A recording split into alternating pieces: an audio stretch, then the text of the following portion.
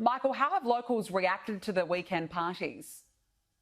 Oh, look, pretty outraged, really. The lack of respect shown by some of these people that are staying in our area, leaving trash all over the beach and flaunting the COVID guidelines. We are not happy. And we've seen those pictures of this pile of rubbish, as you mentioned, left on the beach, seemingly just left there. I can imagine not fun for locals and council members who've now had to clean it up. Absolutely, locals, police. We certainly cleaned it up straight away. We love our area. We love keeping our beaches and our public areas pristine, and we pride ourselves on our environmental credentials. So for those that are coming here and not respecting us or our community, if you're not willing to do that, then you need to go somewhere else. Is this a one-off in recent times, Michael, or is this something that's been ongoing? Look, it's been a bit of a recent thing over this festive season. We have sort of been speaking to the police and narrowed it down. We're going to start up some conversations with the English language schools in the area. We understand that they've been hiring the sound equipment, not the schools, but some of the students at those schools. And then the word gets out through the hostels, and then all of a sudden you've got this massive party and disrespect to our environment. So we'll be having those conversations and urging them to contact their students and letting them know that this behaviour is just not acceptable.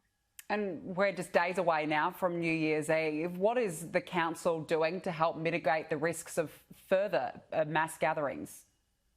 Well, we've changed our rosters in terms of our ranges. We're working around the clock.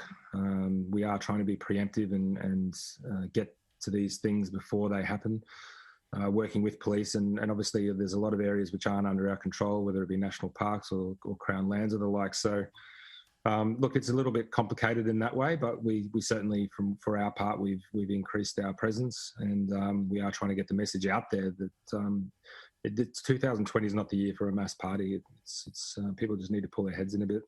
There had been reports that the particular party that we saw over the weekend was started by a group of backpackers. Is that the sense in town? I think there was a large amount of backpackers that attended the party. Again, the information we have is that some of the equipment hired came from students that are staying here. But look, anyone involved really just needs to have a wake-up call, and we will be cracking down on it as much as we can, certainly with the police. And certainly, our community are up in arms, and just this used to be a thing of the past in Byron. We've worked really hard to bring a level of respect to proceedings around this time of year. So, look, it's unacceptable, and we'll be doing everything we can. And are you expecting increased visitors to the area in the coming weeks?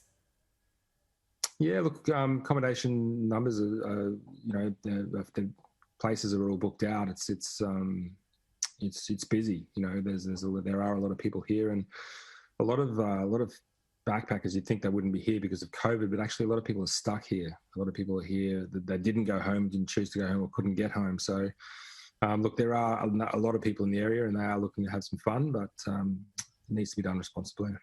All right, Michael, finally, what would be your message then to people for the rest of the week? Well, number one message for me, apart from COVID, number one message is, prepare to take your garbage with you. If you're going somewhere, wherever it might be, however many people might be, don't rely on us having bins up and down the beach, or anywhere. Have a plan, take your rubbish with you, and show some respect.